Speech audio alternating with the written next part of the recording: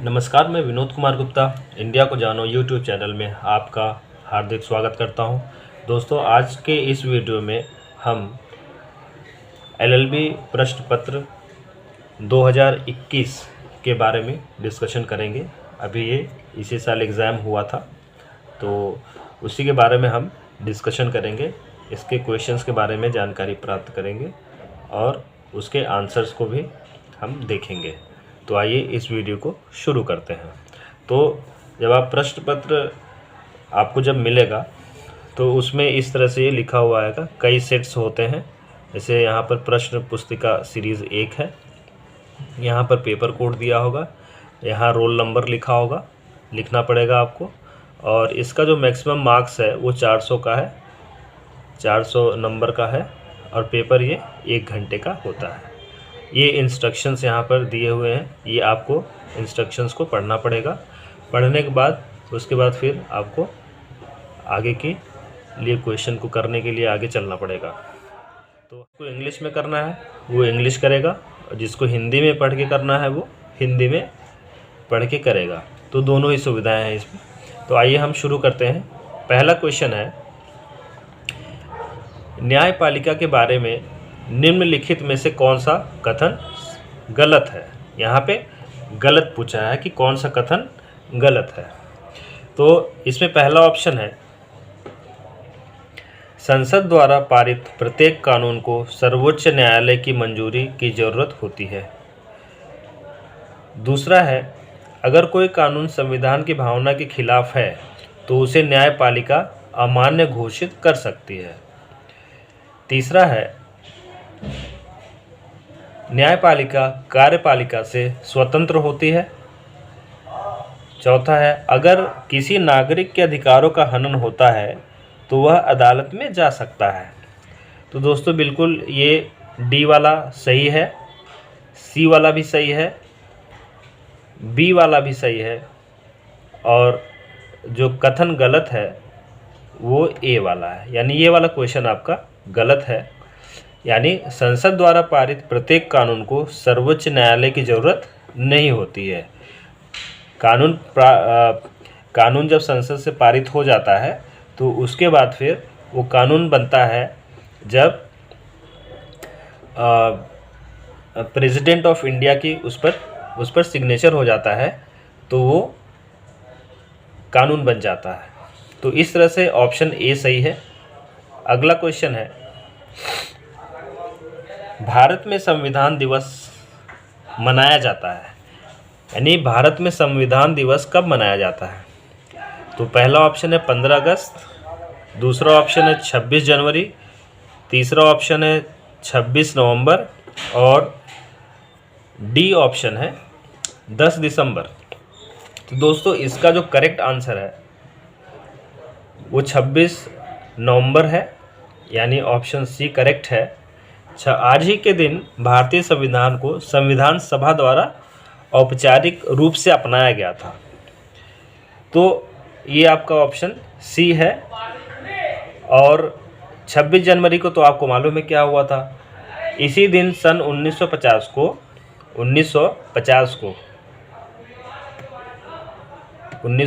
को भारत सरकार ने अधिनियम 1935 को हटाकर भारत का संविधान लागू किया था। तो आपका ये दूसरा क्वेश्चन था। अब हम आगे चलते हैं तीसरे प्रश्न की तरफ। तीसरा प्रश्न है, निम्नलिखित में से किस गवर्नर जनरल के कार्यकाल में सती प्रथा पर रोक लगाई थी।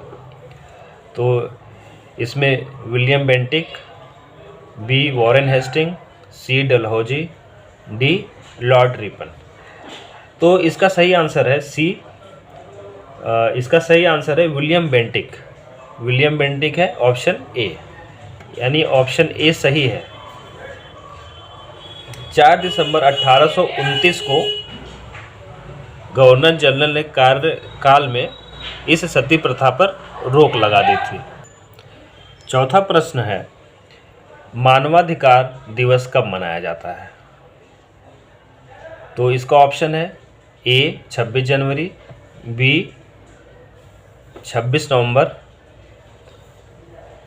और इसमें डी वाला ऑप्शन छिप जा रहा है, डी ऑप्शन, अच्छा इसमें डी ऑप्शन छिप गया है। तो ए 26 जनवरी, बी 26 नवंबर, सी 10 दिसंबर। तो इसका जो सही ऑप्शन है वो आपको ऑप्शन सी है, 10 दिसंबर। यानी 10 दिसंबर इसका ईयर हो जाएगा 1948। 10 दिसंबर 1948 को मानवाधिकार दिवस मनाया जाता है। अगला प्रश्न है 5वां प्रश्न। जो 5वां प्रश्न है उसका 10वां प्रश्न है, ओजोन लेयर की मोटाई मापी जाती है। ओजोन लेयर की जो मोटाई है, माफ कीजिएगा, ये 5वां प्रश्न आएगा। तो 5वां प्रश्न है, निम्नलिखित में से कौन सा बांध नर्मदा नदी से संबंधित नहीं है? तो ऑप्शन है इंदिरा सागर, गांधी सागर, बरगी और महेश्वर। तो इसका जो सही आंसर होगा गांधी सागर। यानी पूछा ना नर्मदा से संबंधित कौन नहीं है। इंदिरा सागर भी संबंधित है, बरगी भी संबंधित है, महेश्वर भी संबंधित है, गांधी सागर ये संबंधित नहीं है। गांधी सागर चंबल नदी पर बना हुआ है। अगला प्रश्न है, अंतर्राष्ट्रीय न्यायालय कहाँ पर है? ऑप्शन है Geneva, the Hague, New York, Washington. तो इसका आंसर होगा हेग।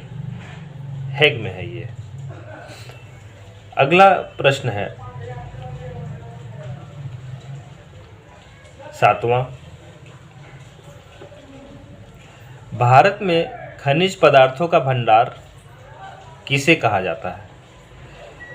तो भारत में खनिज पदार्थ जहाँ पर बहुत अधिक मिलते हैं, बहुत से जगह हैं, लेकिन सबसे अधिक पूछा है भंडार कहाँ पर है। तो इसका ऑप्शन है बी। बी ऑप्शन है छोटा नागपुर का पठार। अगला प्रश्न है 8वां प्रश्न, स्वतंत्र भारत ने अपना पहला ओलंपिक हॉकी स्वर्ण पदक जीता, यानी किस सन में जीता है? तो इसका ऑप्शन है 1948, 1952, 1956 और 1960। तो इसका ऑप्शन आपका होगा 1960 में। 9वां प्रश्न है, राष्ट्रीय चिन्ह में सत्यमेव जयते शब्द किस उपनिषद से लिया गया है? प्रश्न उपनिषद, ऐतरेय उपनिषद, मुंडक उपनिषद, छांदोग्य उपनिषद। तो इसका सही ऑप्शन होगा ऑप्शन सी, मुंडक उपनिषद। ये हमारा 9वां क्वेश्चन था। अब हम आगे चलेंगे क्वेश्चन नंबर 10 की तरफ। क्वेश्चन नंबर 10 का पहला प्रश्न है, ओजोन लेयर की मोटाई मापी जाती है। तो ओजोन लेयर की अगर हमें मोटाई मापना है तो उसके लिए कौन सा ऑप्शन होगा? इसका ऑप्शन है डॉप्सन। डॉप्शन है मिलीमीटर से हम मिलीमीटर से हम छोटी लंबाई नापते हैं, डेसिमल से ध्वनि नापते हैं, ऐसे ही सेंटीमीटर भी लंबाई मापने का यंत्र से नापते हैं हम। अगला प्रश्न है 11वां, HTML का पूरा रूप क्या है, यानी फुल फॉर्म क्या है? HTML का फुल फॉर्म क्या है? तो HTML का फुल फॉर्म है high transfer markup language. High transfer markup language, ये ए है। बी ऑप्शन है hyper text markup language, C high text machine language, D hyper text machine language. तो इसका जो सही आंसर होगा हाइपर टेक्स्ट मार्कअप लैंग्वेज। अगला प्रश्न है, भारत में मानचित्र में भारत चीन के मध्य खींची गई सीमा रेखा किस रूप में जानी जाती है? किस रूप में जानी जाती है, मतलब नाम क्या है? तो भारत और चीन के बीच जो रेखा है उसको हम मैकमोहन लाइन के नाम से जानते हैं, मैकमोहन लाइन के नाम से जानते हैं।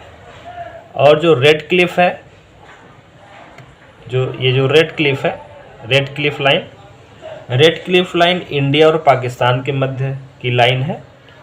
और जो डूरंड लाइन है, ये जो डूरंड लाइन है ये अफगानिस्तान और पाकिस्तान के बीच की सीमा रेखा है। तो आगे चलते हैं अगले प्रश्न की तरफ। अगला प्रश्न है भारतीय संविधान सभा की प्रथम बैठक हुई। ऑप्शन ए है 10 जून 1946, 9 दिसंबर 1946 बी ऑप्शन है, 26 नवंबर 1949 सी ऑप्शन है और 26 दिसंबर 1949 डी ऑप्शन है। तो इसका जो सही आंसर है वो 9 दिसंबर को है, यानी 9 दिसंबर 1946 को है। और आपको इसमें बताना चाहता हूँ कि जब ये सभा हुई थी तो इस सभा के सबसे बुजुर्ग सदस्य डॉक्टर सच्चिदानंद को सभा का अस्थायी सदस्य के रूप में अध्यक्ष जो है चुना गया था, अस्थायी अध्यक्ष चुना गया था। अगला प्रश्न है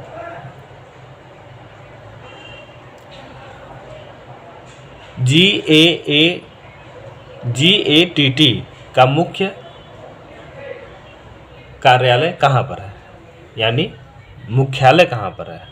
तो इसका जो सही आंसर है जिनेवा में है इसका मुख्य कार्यालय, जो कि स्विट्जरलैंड में पड़ता है। अगला प्रश्न है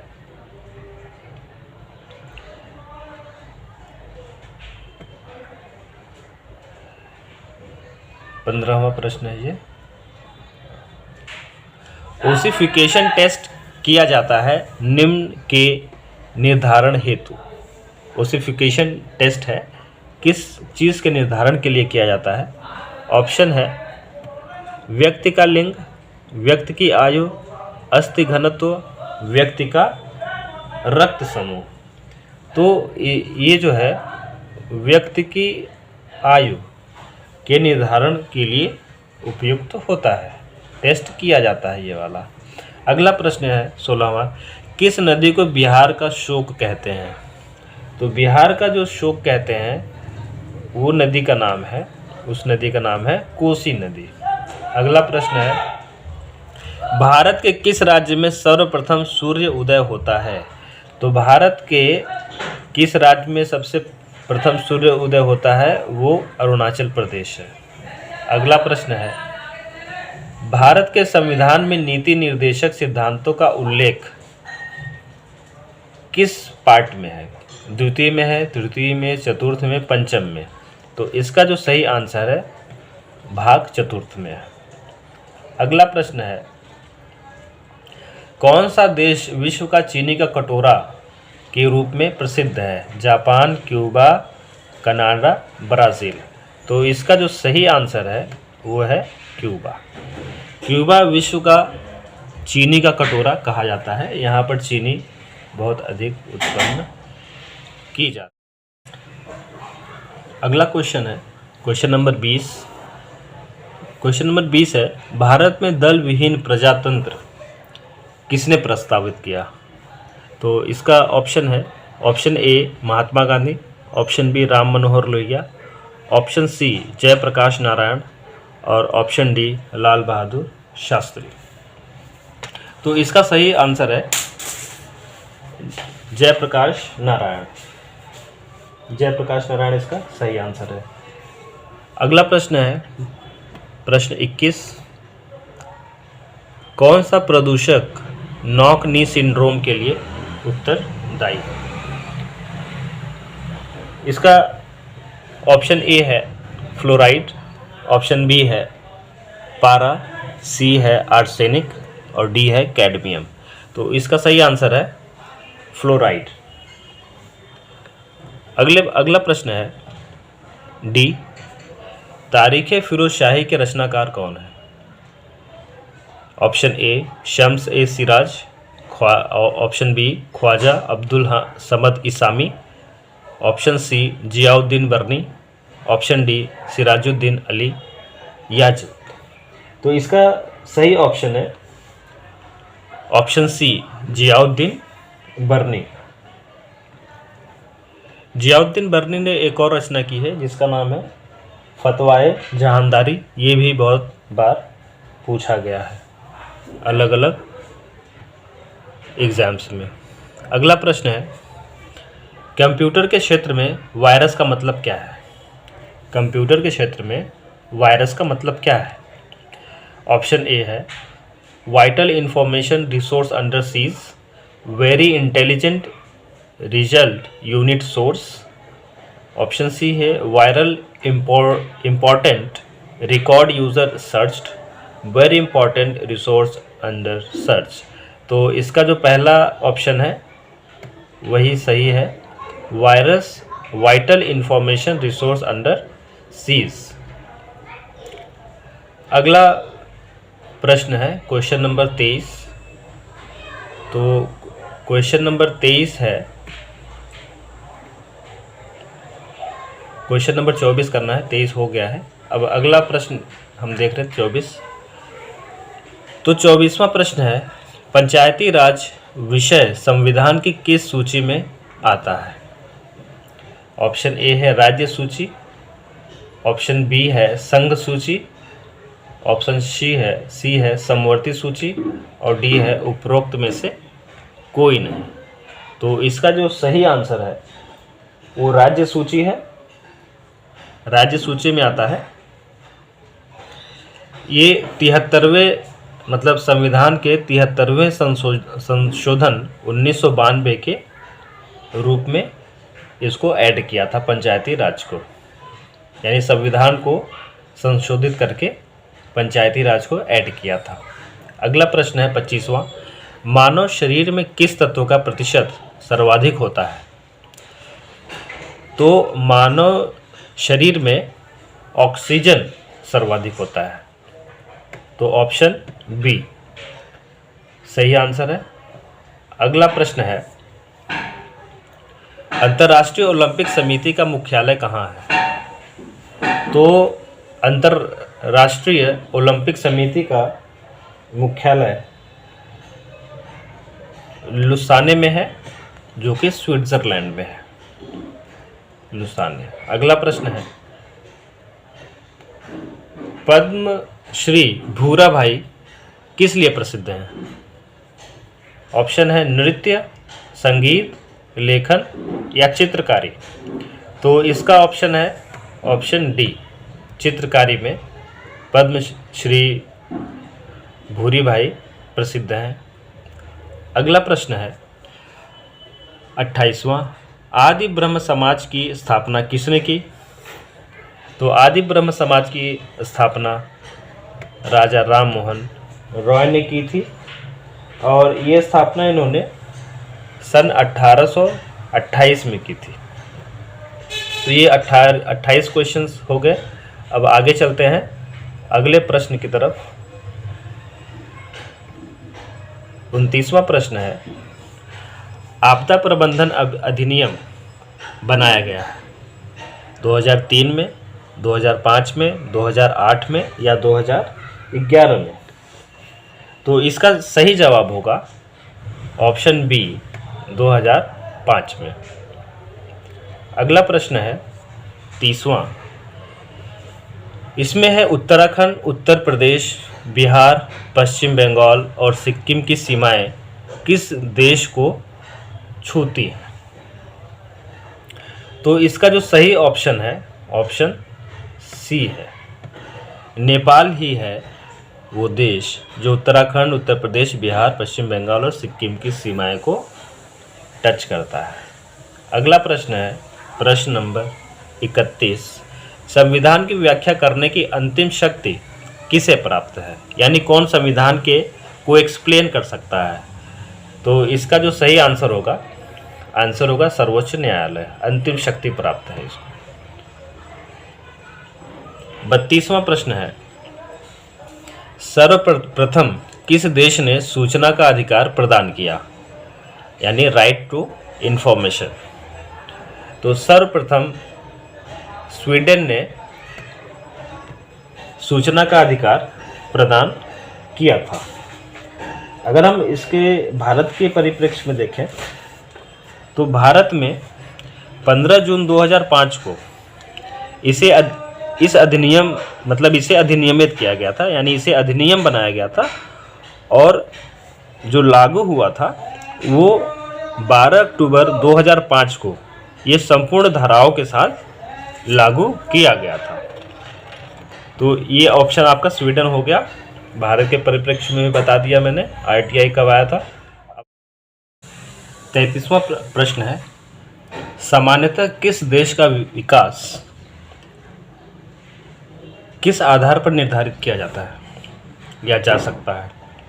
तो इसका ऑप्शन है प्रति व्यक्ति आय या औसत साक्षरता स्तर, लोगों की स्वस्थ स्थिति, उपरोक्त सभी। तो इसका सही जवाब होगा डी, ये तीनों होने चाहिए, चारों होने चाहिए, मतलब तीनों होने चाहिए, ABC होने चाहिए। अगला प्रश्न है,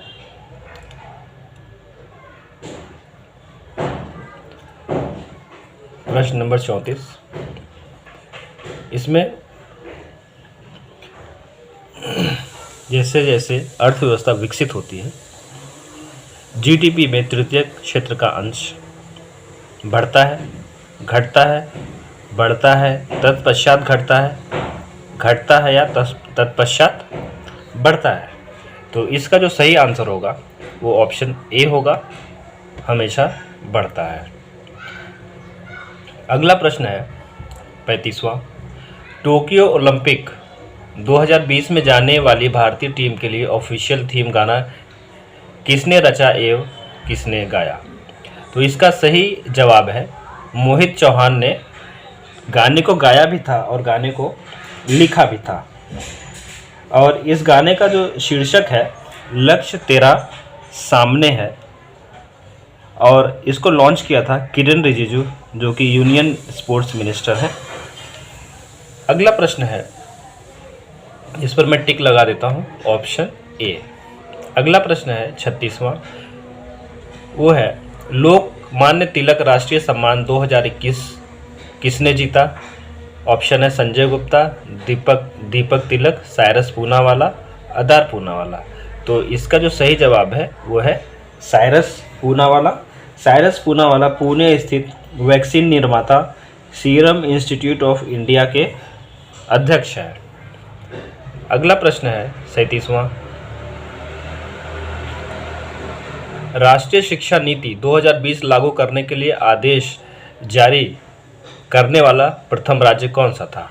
तो इसका सही जवाब है कर्नाटक। अगला प्रश्न है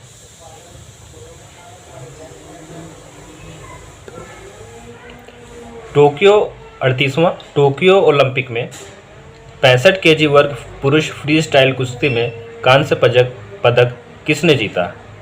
तो इसका सही जवाब है बजरंग पुनिया ने जीता था। 39वां प्रश्न है, विद्युत बल्ब की फिलामेंट डैश की बनी होती है? तो इसका सही जवाब है टंगस्टन की बनी होती है। अगला प्रश्न है, क्रिकेट किस देश का राष्ट्रीय खेल है? India, Sri Lanka, Australia, New Zealand.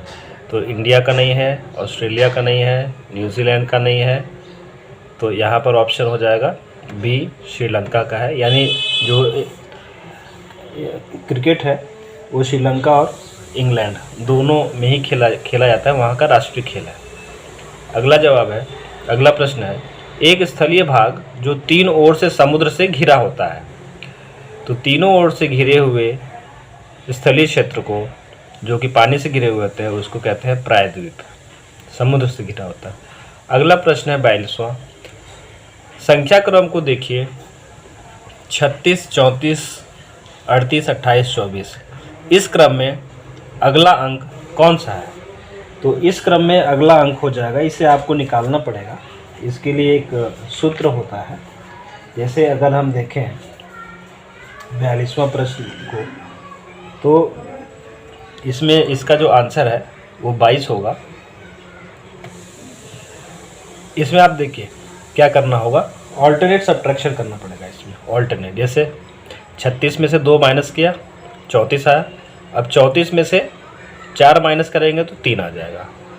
30 में से फिर 2 माइनस करेंगे तो 28 आ जाएगा।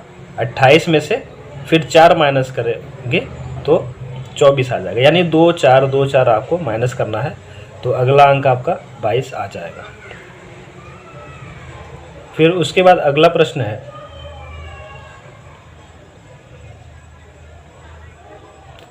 गीतांजलि पुस्तक का लेखक कौन है? तो गीतांजलि पुस्तक का लेखक रविंद्रनाथ टैगोर है।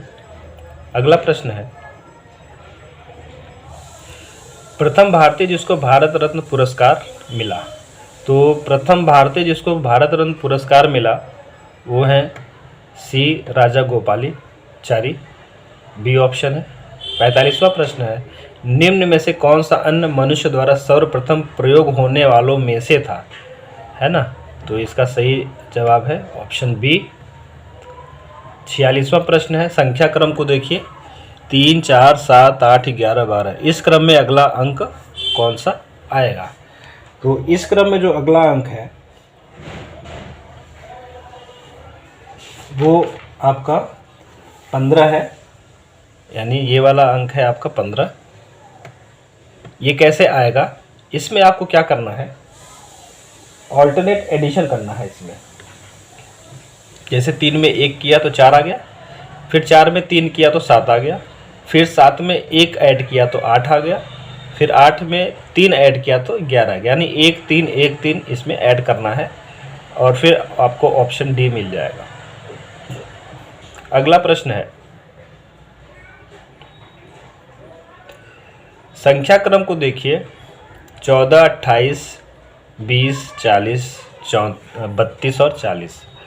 तो इसमें इस क्रम में अगला अंक कौन सा होगा?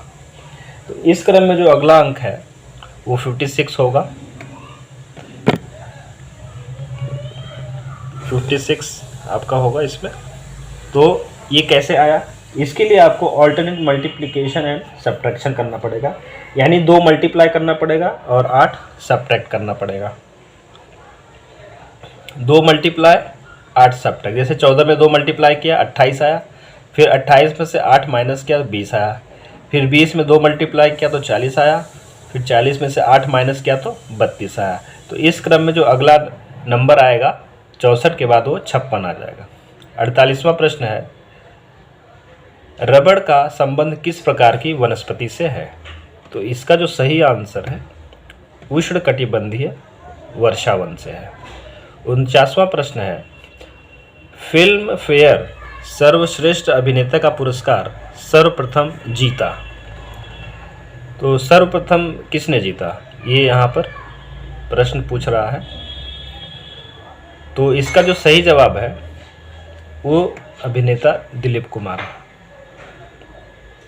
अगला प्रश्न है, दादा साहब फाल्के पुरस्कार का प्रथम विजेता कौन था? तो इसका जो सही जवाब है वो है देविका रानी।